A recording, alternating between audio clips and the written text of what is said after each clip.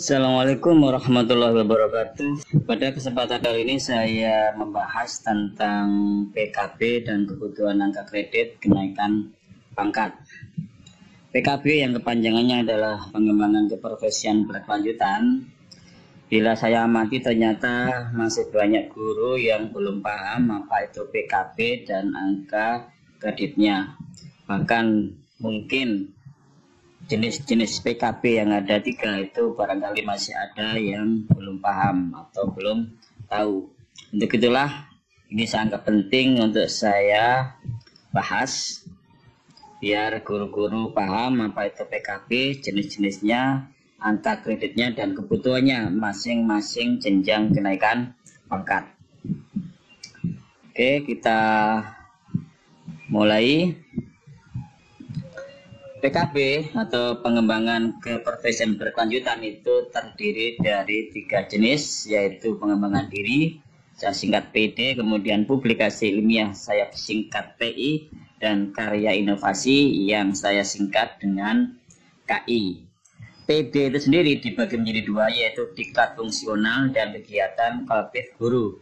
Diklat fungsional itu adalah diklat yang berkaitan dengan tugas pokok sebagai guru. Jadi kalau diklat, misalkan ada guru mengikuti diklat tetapi tidak ada kaitannya dengan tugas guru, misalkan ikut diklat narkoba atau diklat pertanian atau diklat yang lain yang tidak ada kaitannya dengan tugas guru, maka diklat itu tidak diakui sebagai pengembangan diri. Berikutnya adalah kegiatan kolektif guru, yaitu kegiatan yang diadakan oleh MGMP. Jadi kalau MGMP mengadakan kegiatan pertemuan, maka itu dapat dihitung sebagai pengembangan diri dan tentunya mempunyai angka kredit. Publikasi ilmiah. Yang dimaksud dengan publikasi ilmiah itu adalah karya ilmiah yang dipublikasikan. Adapun media publikasi itu ada berbagai macam, misalkan jurnal, koran, atau mungkin buletin, bisa juga dipublikasi dalam bentuk seminar di sekolah. Publikasi ilmiah ini ada 3 jenis, yaitu presentasi pada forum ilmiah, ini sebagai makalah atau sebagai makalah atau penyaji di seminar atau di kolokium atau di sarasian dan lain sebagainya atau simposium ya. Kemudian yang kedua adalah publikasi hasil penelitian atau tinjauan ilmiah. Jadi ini ada 2 macam ya, hasil penelitian atau non hasil penelitian. Ini dapat dipublikasikan di dalam bentuk buku atau dalam bentuk dimuat di jurnal, di koran atau di buletin atau di seminarkan di sekolah. Itu adalah bentuk-bentuk publikasi. Nanti setiap jenis publikasi ada nilainya yang berbeda-beda. Hasil penelitian dan bukan penelitian juga masing-masing punya nilai yang berbeda. Kemudian buku ini ada 2 macam, yaitu buku pendidikan dan buku pelajaran. Masing-masing nilainya berbeda. Yang terakhir adalah karya inovasi. Ini ada 4 macam, yaitu teknologi tepat guna, karya seni, alat atau media, dan penyusunan standar. Untuk teknologi tepat guna, ini barangkali tidak semua guru mampu ya. Mungkin guru fisika atau guru prakarya atau guru biologi yang barangkali mampu menciptakan teknologi tepat guna, walaupun tidak menutup kemungkinan guru matematika atau guru agama bisa menciptakan teknologi tepat guna.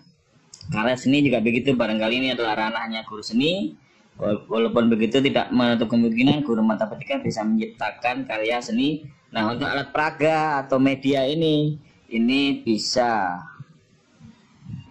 dilakukan oleh semua guru mata pelajaran atau mungkin guru kelas atau guru BK dan sebagainya. Dan terakhir adalah penyusunan standar. Ini berupa standar macam-macam, ya, standar soal, standar penilaian, standar kurikulum dan lain sebagainya. Namun dari sekian karya inovasi yang paling mudah kita kembangkan adalah alat atau media pembelajaran. Oke, selanjutnya kita bahas kebutuhan angka kredit untuk jenis-jenis PKB. Jadi untuk masing-masing jenjang kenaikan pangkat itu dibutuhkan angka kredit PKB berbeda-beda, baik pengembangan diri maupun publikasi ilmiah dan karya inovasi. Oke, saya mulai dari penata muda atau 3A. Angka kredit yang dibutuhkan AKK ini adalah angka kredit kumulatif yang diperlukan itu adalah 100. Kemudian untuk ini belum dimulai membuat karya PKB, sehingga pengembangan diri belum diperlukan, publikasi ilmiah belum diperlukan, karya inovasi juga belum diperlukan. Kemudian lanjut ke penata muda tingkat 1 atau 3B. Ini disebut guru pertama, jadi ada 2 jenjang, 3A dan 3B disebut guru pertama. Bila mau naik ke 4B, maka AKK atau angka kredit kumulatif yang dibutuhkan adalah 150 angka kredit. Jadi yang dibutuhkan dari 3A ke 3B itu membutuhkan 50. AKB ini adalah angka kredit yang dibutuhkan. Nah, dari 50 ini harus dipenuhi 3 angka kredit dari pengembangan diri. Dari PIKI atau publikasi ilmiah karya inovasi belum diperlukan, masih 0 ya. Jadi bila ada guru 3A mau naik ke 3B, maka harus mengumpulkan pengembangan diri sebanyak 3 AK. Oke, lanjut ke 3C. 3C ini AKK yang dibutuhkan adalah 200, sehingga dari 150 menjadi 200 ini dibutuhkan 50 AK. Dari 50 AK ini harus dipenuhi 3 PD dan 4 PIKI. 4 ini bebas ya, bebas. Jadi tidak harus penelitian, tidak harus jurnal, tidak harus buku, bebas. Bebas ini artinya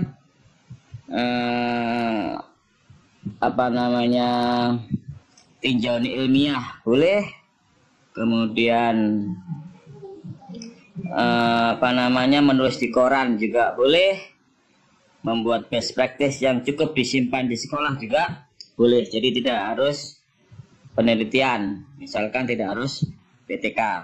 Kemudian lanjut ke 3D. Dari 3C ke 3D dibutuhkan AKB 100, yaitu dari 200 ke 300 dibutuhkan 100. Dari 100 ini dibutuhkan PD sebanyak 3, kemudian PIKI sebanyak 6. Ini juga bebas. Nah, ketika mau masuk ke 4A, jadi 3D ke 4A ini dibutuhkan 100, PD-nya 4, PIKI-nya 8. Tetapi dari 8 ini harus dipenuhi 1 laporan penelitian, misalkan PTK atau eksperimen atau penelitian pengembangan dan sebagainya. Jadi harus 1 laporan penelitian yang diseminarkan di sekolah.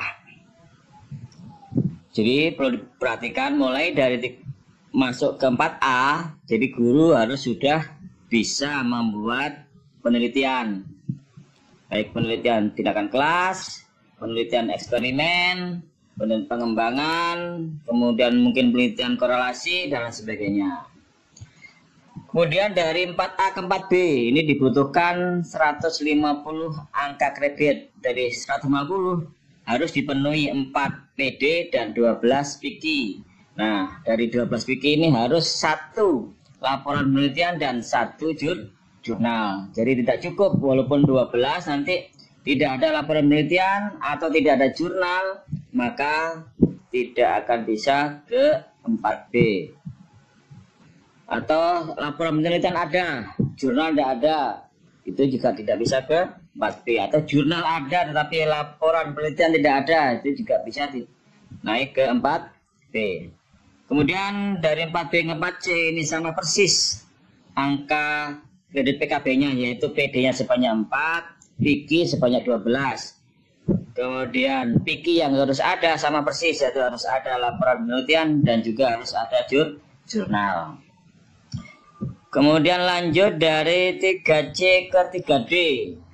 3C ke 3D ini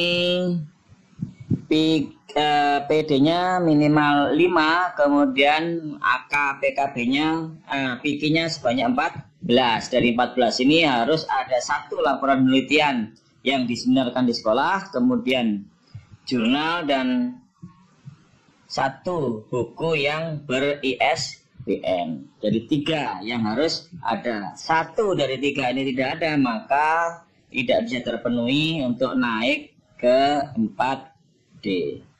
Kemudian yang terakhir ke 4E. Dari 4D ke 4E dibutuhkan 200 AK. Dari 200 ini harus 5 PD dan 20 PIKI. Nah, dari 20 PIKI ini yang harus ada, ini sama persis dengan 4D, yaitu harus ada laporan penelitian, ada jurnal dan buku ber-ISBN. Dari 3 ini salah satu tidak terpenuhi, maka tidak bisa lanjut atau terpenuhi menjadi naik ke golongan 4E. Perlu saya tegaskan bahwa laporan penelitian ini tidak harus PTK ya, dia banyak jenis penelitian, boleh PTK, kemudian boleh mungkin penelitian eksperimen, pengembangan, korelasi dan penelitian yang lain. Demikian sudah saya bahas tentang PKB dan angka kreditnya untuk kebutuhan kenaikan pangkat. Perhatikan bahwa masing-masing jenjang pangkat ini berbeda kebutuhan angka PKB-nya, baik pengembangan diri atau PIKI. Dan setiap PIKI di masing-masing jenjang itu berbeda-beda. Ada yang bebas, ada yang minimal 1 laporan penelitian, ada yang minimal laporan dan jurnal, dan ada juga laporan penelitian, jurnal, dan buku ber-ISBN. Demikian, terima kasih. Saya akhiri. Wassalamualaikum warahmatullahi wabarakatuh. Jangan lupa subscribe, like, share, dan komen.